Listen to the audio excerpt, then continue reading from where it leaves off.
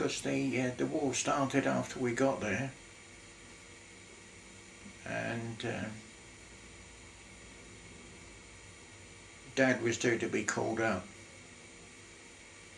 and the boss, Darcy Watson his name was, turned the gardens over to food production. Whatever Dad grew, he sold. And because of that, Dad was classed as a reserved occupation. So he didn't go fight. He got his call-on papers, but they just stopped it in time. The war was declared, and for some reason or another we, Mum, Dad and I, went into the big house. It was empty, nobody was there. And there was a big gong, you know, like they used to, J. Arthur Rank business. And the striker was hanging there, and I went, and it went bing, bing, bing, bing, bing, on this gong. And Mother jumped up in the air, was screaming about, you know, thinking it was an invasion or something. Oh yeah, I remember that. So I must have been about 8 then, wasn't I? Just put them on, and they put a bit of cardboard underneath, and you breathed in, and the cardboard was supposed to stop any air getting in, and they all used to shrink up around your face. If it was okay, if you let the air in, then of course it didn't do it, and they pinned it. Oh, ration balls, yeah, of course there are plenty of them. Everything was rationed, wasn't it? Food was less of a problem for us because Dad produced so much in the vegetable and fruit line. The chauffeur that used to work at the same estate, he was put out of work because they couldn't use the car during the war. He went to work at somewhere like Sainsbury's, big food shop, and he used to deliver. Well, he used to get hold of stuff, and Dad got the vegetables, and they used to barter, which was very useful. I remember that.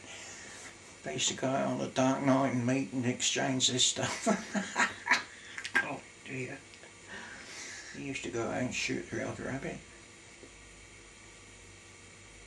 Mother used to say, Vicky, I think we'll have rabbit for dinner. All righty.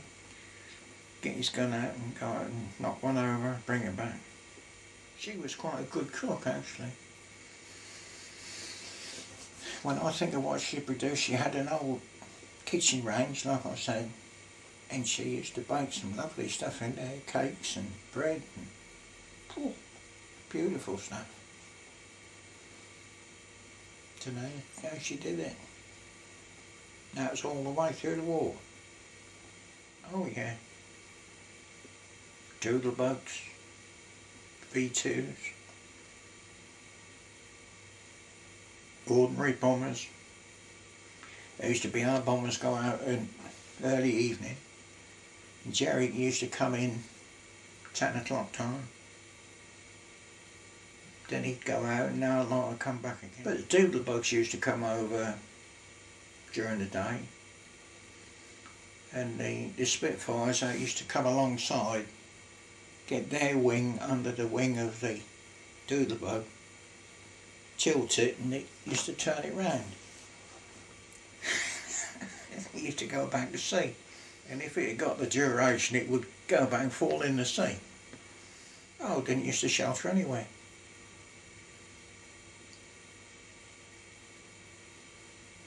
The old air raid warden, air raid sergeant used to go, and you know, he just carried on as normal. In the village there was 1 or 2 public shelters there where people used to go during the day, and of course there were these Anderson shelters in various places. People got them, but we never had one. And when it used to start, we used to go out and see what we could see. During the day you could see the dog fights. the German fighters and our fighters chasing each other. I was at Lewis Grammar School then, and I remember we were on the football field and somebody come running out of the building telling us the war was over. That was VE Day. God, silly bloody things you remember.